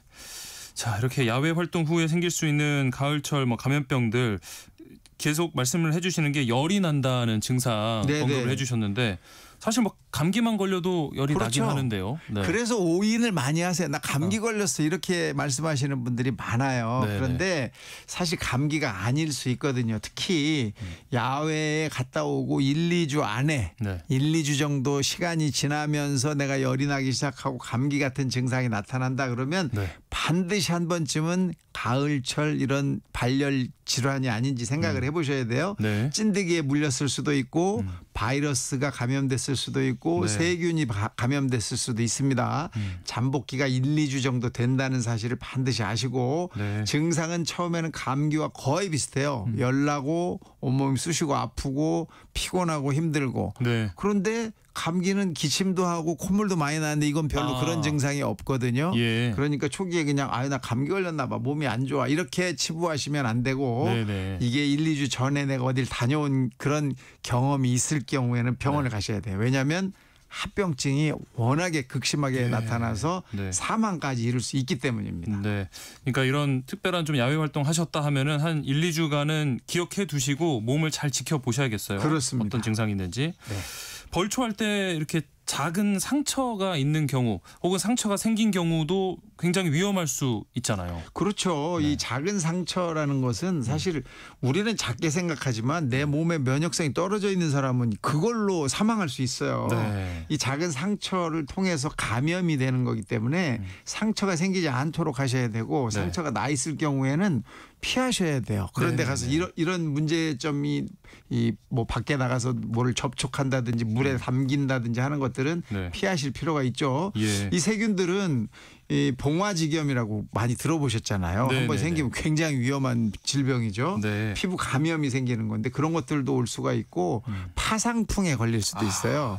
그래서 파상풍 예방접종을 반드시 받으셔야 되는데 자기하고 잘 친한 의사 선생님 한 분을 잘 정해 두셔가지고 10년에 한 번 정도는 이 파상풍 예방접종을 꼭 받으셔야 되거든요. 요즘 같은 때 가시면 이거 맞으셔야 됩니다 하고 딱 알려드립니다. 그러니까 내가 산에 가는데 면역성이 좀 떨어져 있는 것 같고 나이가 좀 많고 뭐 이러면 반드시 파상풍 예방접종을 꼭 하고 가시면 좋겠습니다. 네.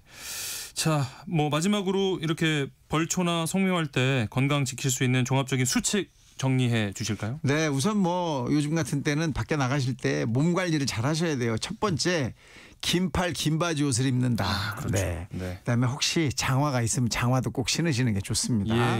그다음에 두 번째로는 곤충 기피제라는 게 있어요. 냄새나 이런 걸 통해서 곤충들이 못 오게 하는 것들이 있거든요. 이걸 좀 잘 이용하시고 세 번째로는 풀숲에 너무 오래 앉아 있거나 풀에 앉아서 노는 일을 거기서 야유회를 한다든지 하는 거를 할 때 굉장히 주의를 하셔야 돼요. 물리시면 안 되기 때문에. 그다음에 간단한 구급약 또 바를 수 있는 연고 이런 거는 꼭 한 번쯤 가지고 가시면 좋겠고 벌이나 뱀을 만났을 때는 아까 말씀드렸지만 너무 급하게 막 하시지 말고 천천히 잘 방어를 하시면서 피하셔야 됩니다.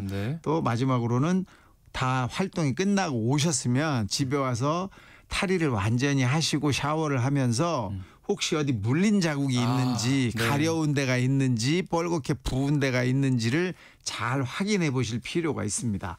마지막으로 예방이 굉장히 중요하니까 파상풍 예방접종 그 외에도 그 외에 안 한 예방접종이 있으면 꼭 하고 가시면 좋겠습니다. 네.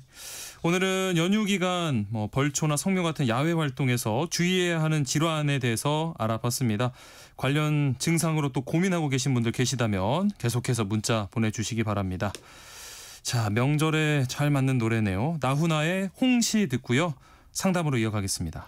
네, 나훈아의 홍시 함께 들어봤고요. 들어온 문자 하나씩 살펴보겠습니다. 콩으로 김명환 님께서 보내주셨는데요. 지난주에 벌초를 했는데 저희 신랑 발목 쪽에 풀독이 올랐는지 모기 물린 것처럼 벌겋게 부어있고 너무 가렵답니다. 피날 때까지 긁고 있어요. 병원에 가봐야 할까요? 병원 가야죠. 이거 풀독이라고 자꾸들 말씀들 하시는데 접촉성 피부염일 수도 있어요. 하지만 모에 물렸을 가능성이 훨씬 높습니다. 네네. 그러니까 이게 진드기한테 물린 건지 뭐에 물린 건지 구별이 안 되니까 한 번쯤 병원에 꼭 가보실 필요가 있습니다. 네, 1, 2주 안에 이렇게 야외 활동하셨다면 일단 의심해 보시고 병원 가보시기 바라고요. 1960님께서는 풀독이나 이런 진드기 예방하기 위해서 계피를 삶아서 몸에 좀 뿌리고 가려고 하는데 이거 도움이 될까요? 하셨어요. 뭐 도움이 안 되지는 않겠지만 요즘에 이거 뭐랄까 곤충 기피제 이런 거 잘 나온 게 많거든요. 네. 이 고생하시지 마시고 하나쯤 구입을 하시는 게 어떨까 싶네요. 네, 네. 자, 9963님. 벌초 후에 열이 나는 경우에 일단 해열제 먹고 기다려도 될까요? 하셨어요. 벌초하고 바로면 뭐 해열제를 잠깐 먹어보는 것도 괜찮습니다. 근데 한 1주 정도 지난 뒤부터 열이 나기 시작한다. 이때는 이제 좀 더 심각하게 생각해 보실 필요가 있거든요. 네. 벌초하고 바로 열이 나시는 거는 뭐 한 2, 3일 정도는 약을 드셔보시는 것도 괜찮습니다. 네. 이 해열제라는 게 그러니까 결국 증상을 완화시키는 거지 치료제는 아니잖아요. 당연한 말씀이죠. 네. 네. 병원에 꼭 가보시고요. 2111님. 제가 맨발 걷기를 종종 하는데요. 그러면 야외 잔디 위를 걷는 거는 위험할까요? 하셨어요. 예, 잔디 위가 잔디 때문에 밑이 잘 안 보이잖아요. 그렇죠. 밑에 뭐 해로운 것들도 있을 수 있어요. 네. 뭐 유리 깨진 것도 있을 수 있고. 그래서 이 사실 상처가 나기가 쉽기 때문에 맨발 걷기를 할 때는 황토길, 맨질맨질하고 푹신푹신한 길을 걷도록 주로 권장을 하고 있지 않습니까? 네. 그러니까 야외 잔디 위 걸으시다가 다칠 수 있고 또 야외 잔디 위에 또 진드기가 살고 있습니다. 네. 그런 진드기한테 물릴 가능성도 높기 때문에 권장할 정도는 아닙니다. 네. 요즘 이렇게 황토길 조성된 곳들 곳곳에 많이 있으니까요. 안전한 곳에서 맨발 걷기 하시기 바라고요. 6099님, 요즘 모기가 많아요. 산모기는 특히 독하지 않습니까? 산모기한테도 곤충 기피제 통할까요? 알았어요. 아유, 통하죠. 근데 이 곤충 기피제가 100% 예방은 아니에요. 그렇죠.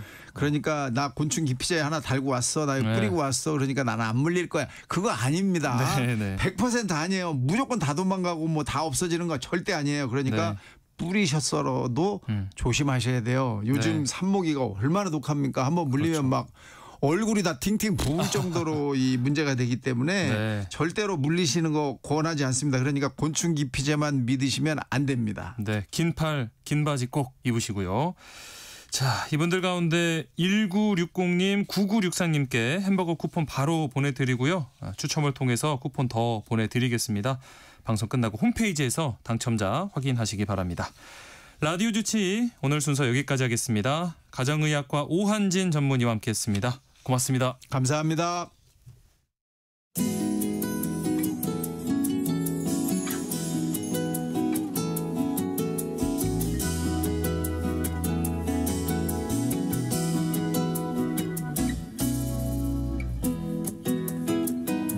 여행은 일상의 소중함을 되새기는 원동력이 되곤 하죠. 여러분의 일상을 특별하게 만들 여행지 소개해드리는 시간입니다. 여행 안내서 매일경제 여행플러스 장주영 편집장과 함께합니다. 안녕하십니까? 안녕하십니까? 자, 이게 들으시는 우리 청취자분들 지금 어디서 듣고 계실지 이 명절 연휴 첫날이라서 뭐 한창 이렇게 고속도로 위에서 듣고 계신 분들도 많이 계실 것 같은데 일단 모쪼록 무탈하게 잘 다녀오시길 바라고 여행 안내서 오늘 이 귀성 귀경길에 요긴한 정보가 될 휴게소 관련된 정보 주신다고요? 맞습니다. 이 용무가 급하거나 피곤하면 휴게소 안 들리면 안 됩니다. 그렇죠. 네. 그래서 뭐 사막의 오아시스 같은 그런 존재다라는 얘기도 있고 그런데요. 이 휴게소를 잘 알고 가면 훨씬 유익할 수 있거든요. 요새 휴게소가 그냥 뭐 화장실이나 아니면 식사만을 위한 곳이 아닙니다. 뭐 전국에 여행처럼 가볼 만한 휴게소가 있어서 제가 오늘 몇 곳 소개해 드리겠습니다. 예, 좋습니다. 먼저 가볼 곳은 테마파크를 방불케 하는 아주 기가 막힌 휴게소입니다. 예. 이 남녀노소는 물론이고 반려동물까지 함께 즐길 즐길 수 있어서 관광객에게 훨씬 사랑받는 그런 곳인데요. 네. 인천 남동구부터 강원도 강릉시까지 이어지는 영동고속도로에 있습니다. 네. 이천 덕평 자연휴게소인데요. 이천 덕평. 예. 예.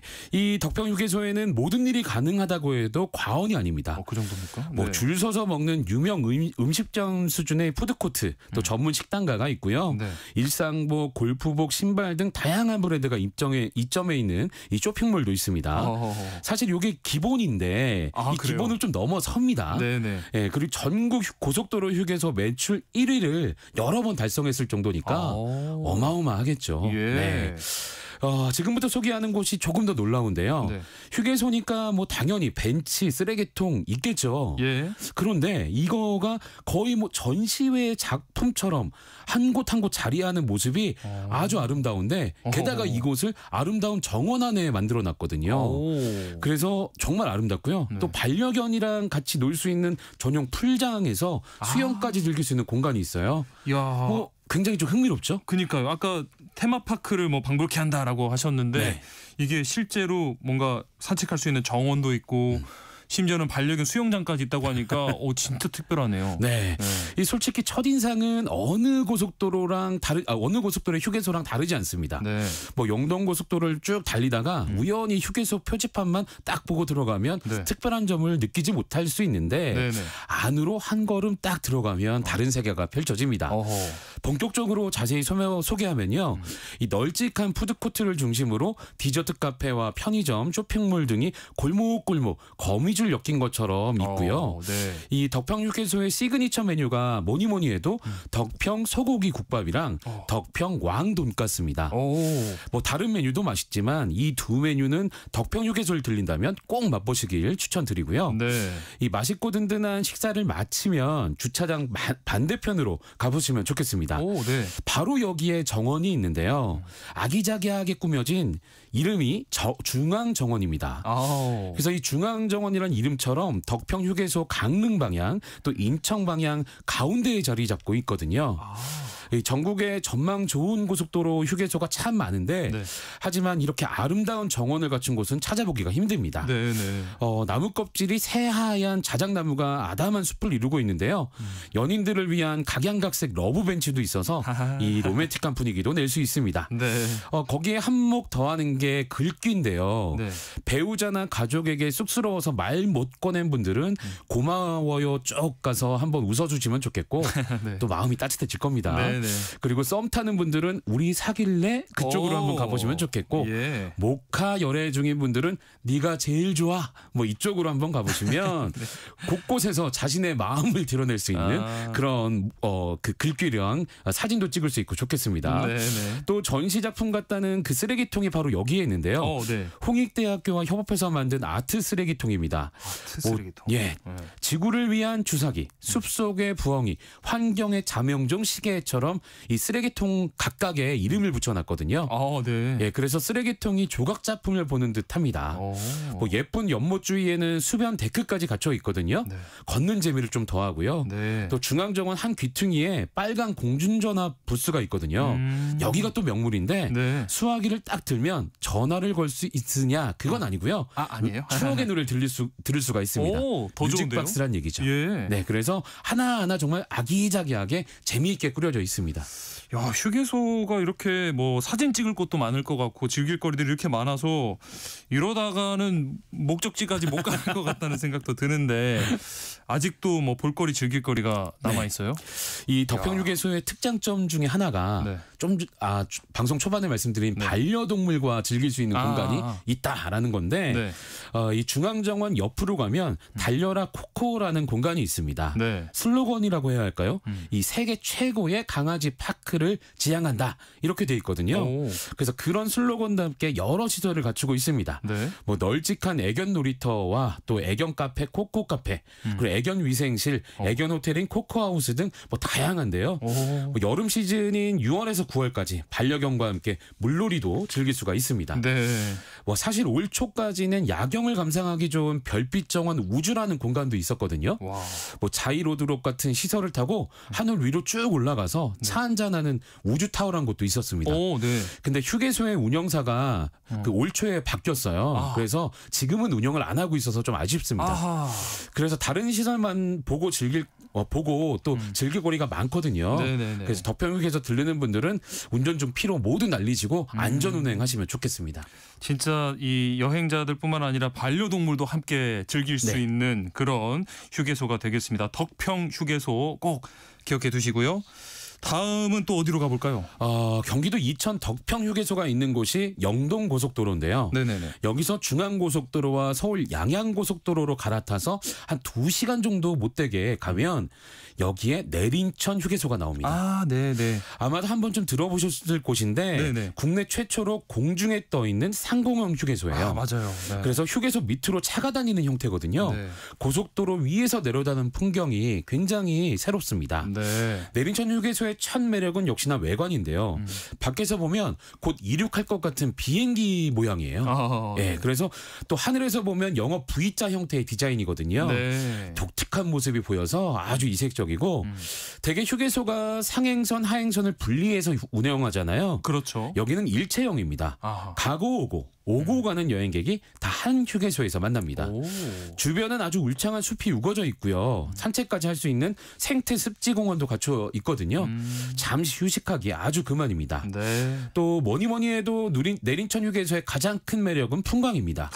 옥상 전망대가 있거든요. 네네. 거기서 멀리 눈을 두면 굽이굽이 연결된 강원도 산맥이 파노라마처럼 펼쳐집니다.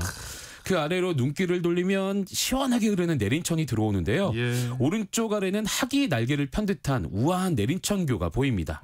또 밤에는 내린천교에 조명이 반짝반짝 들어오거든요.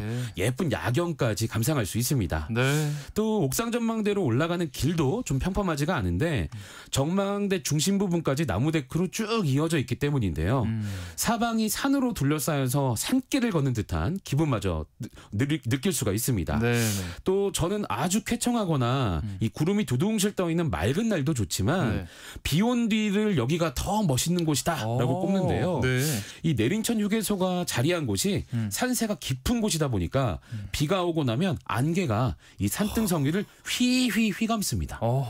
그 풍광이 정말 환상적인데요. 꼭 배추도사 무도사 보는 것 같은 그런 풍광 느끼실 수 있을 겁니다. 기억하시는 분들이 많이 계시겠죠. 아니 진짜 우리나라는 참 멋있는 곳이 많고 갈 곳이 많은데 이렇게 휴게소마저도 이렇게 특별하니까 진짜 너무 갈 곳이 많다는 생각이 들고 휴게소 하면은 일단 먹거리를 빼놓을 수 없잖아요. 네. 내린천 휴게소는 뭐가 있습니까? 이 내린천 휴게소가 있는 곳의 행정구역이 강원도 임제군이거든요. 예. 인제에서 키운 콩을 이용한 두부 요리랑 용대리 황태로 만든 황태 정식이 아주 맛이 좋습니다. 네. 특히 올 1월에 한국도로공사가 전국 고속도로 음식과 맛집을 선정해서 발표했거든요. 네네네. 거기서 내린천 휴게소에 참사리 산나물 비빔밥이 뽑혔습니다. 오, 비빔밥. 네.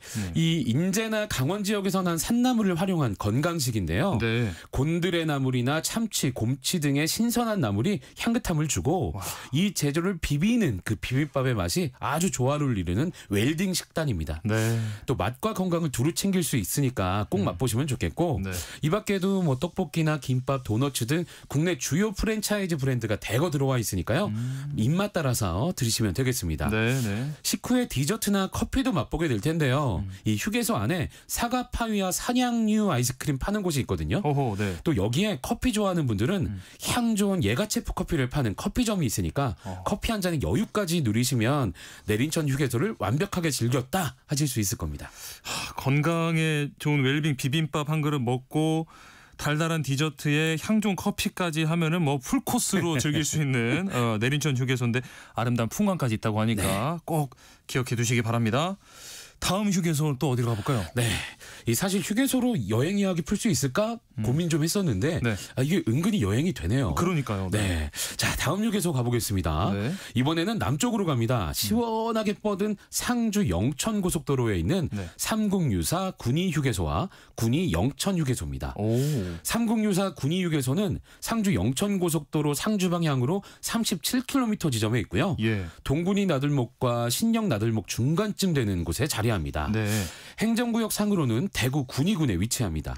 삼국유사 군위휴게소가 다른 휴게소랑 좀 다른 점은 네. 테마가 확실하다는 것인데요. 바로 복고입니다. 복고. 네. 네. 이 삼국유사 군위휴게소는 건물 안으로 발을 들이는 순간 랑 와가 동시에 터집니다. 와. 네. 는 이게 뭔가 하는 궁금증에서의 탄성이고요. 네. 와는 이런 휴게소도 있구나 하는 감탄 때문입니다. 감탄. 네. 네, 문을 열고 딱 들어서면 1960에서 70년대 분위기의 인테리어가 확 눈에 들어오는데요. 네, 예를 들어서 휴게소 안에 포장마차와 객차가 딱 버티고 있습니다. 휴게소예요? 네. 네. 그 공간은 바로 식사와 휴식을 취하기 위한 테이블 역할을 하고요. 네. 또 커피 매장 앞에는 인조 가죽을 씌운 두툼한 소파가 놓여 있는데요. 네. 벽에는 붉은 페인트로 쓴 장미 다방이라고 딱 적혀 있고 네. 또 영락 없이 7080 다방 느낌을 물씬 풍깁니다. 네.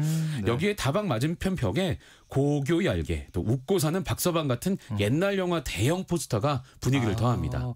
고속도로 달리다가 이렇게 과거로 시간 여행을 할 수 있는 곳이 삼국유사 군위휴게소. 뭐 아이들한테는 또 새로운 재미가 될 것 같고 맞습니다. 어른들한테는 추억을 다시 떠올리게 해주는 그런 시간이 되겠네요. 네. 이 복고를 주제로 꾸민 휴게소답게 이 삼국유사 군위휴게소의 대표 먹거리는 추억의 도시락 앤 라면입니다. 보글보글 끓인 라면까지는 뭐 우리가 요새 맛보는 라면이랑 별반 다른 게 없는데 네네. 김치볶음, 멸치무침, 또 구운 소시지, 김 여기에 활용 점정인 달걀 프라이까지 담아낸 양은 도시락이 핵심입니다. 다 들어있네요 이거. 네. 이 도시락을 보면 어떻게 먹어야 할지 아시죠? 흔들흔들. 맞습니다. 네. 이 뚜껑을 마구 덮고 흔들어야 하는데 네. 요게 주변을 보면 공중에 이 도시락 들고 막 흔드는 분들 같이 있거든요. 네. 그래서 마치 춤추는 것 같이 그렇게 보이기도 합니다. 네. 자, 삼국유사 군위 휴게소가 상주 방면이라고 전해드렸는데 반대편에 있는 휴게소는 영천 방면의 군위 영천 휴게소입니다. 여기서도 복고 분위기냐? 그건 아닙니다. 군위 영천 휴게소는 공장을 주제로 내부를 꾸몄는데요. 이 버려진 공장을 카페나 식당으로 꾸민 업사이클링 공간의 휴게소 버전입니다. 네. 실제 폐공장을 휴게소로 재활용한 것은 아니고 벽면 콘크리트를 드러내고 벽돌을 쌓아서 음수대를 만드는 등의 새로 지은 건물을 낡게 보이게 만든 그런 효과입니다. 네. 심지어 직원 유니폼이 안전 제일 이런 마크를 쓰인 그런 작업복이라서 눈에 띕니다. 네. 자, 이제 1분 남짓 남아가지고 마지막 휴게소는 빠르게 가봐야 될 것 같습니다. 네.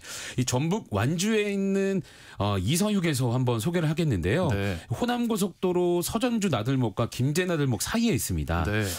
이서 휴게소는 좀 작은 편이에요. 뭔가를 압축시켰다, 아기자기하자 뭐 이런 느낌인데요. 네. 먹고 쉬고 즐기고 마시는 그런 재미, 으뜸을 꼽으라고 하면 먹는 재미가 아닐까 하는데 네. 전주와 가까운 만큼 비빔밥 메뉴가 아주 많습니다. 아하. 콩 불고기 보리 비빔밥이 이 지역에서 재배한 콩으로 만든 식물성 대체육에 각종 채소를 얹은 그런 특산 비빔밥이거든요. 네. 비빔밥과 함께 나오는 강된장도 순천 특산물인 고추장과 된장으로 만들어서 아주 맛이 좋습니다. 예. 또 꼬막과 신선한 채소가 어우러진 명품 꼬막 비빔밥도 상큼한 이 유자청 고추장이 신의 한 수 역할을 하거든요. 네. 이 밖에도 손가락 굵기로 큼직하게 선 애호박과 두툼한 돼지고기가 푸짐하게 나오는 명품 애호박 국밥도 이 감칠맛이 나는 얼큰한 국물이 아주 포인트입니다. 네. 말씀 들으니까 막 벌써 배고파지고 빨리 휴게소로 가고 싶다는 생각이 드는데 여행 안내서 오늘은 여행처럼 가볼 만한 휴게소 4곳 살펴봤습니다. 경기 이천 덕평 휴게소, 강원 인제 내린천 휴게소, 또 대구 군위 삼국유사 군위 휴게소, 마지막으로 전북 완주 이서 휴게소까지 다녀왔습니다. 꼭 기억해 두셨다가 여행 가는 길에 들르셔도 좋고 여기를 목표로 삼고 가셔도 특별한 여행이 될 것 같습니다. 매일경제 여행플러스 장주영 편집장과 함께했습니다. 오늘 말씀도 고맙습니다. 고맙습니다. 세상의 모든 정보 오늘 순서 여기서 마무리하겠습니다. 모바일 쿠폰 당첨자는 저희 홈페이지 공지사항에서 확인하시면 되고요. 저는 다음 주 월요일에 다시 찾아뵙겠습니다. 행복한 주말 연휴 보내세요. 지금까지 아나운서 임지웅이었습니다. 고맙습니다.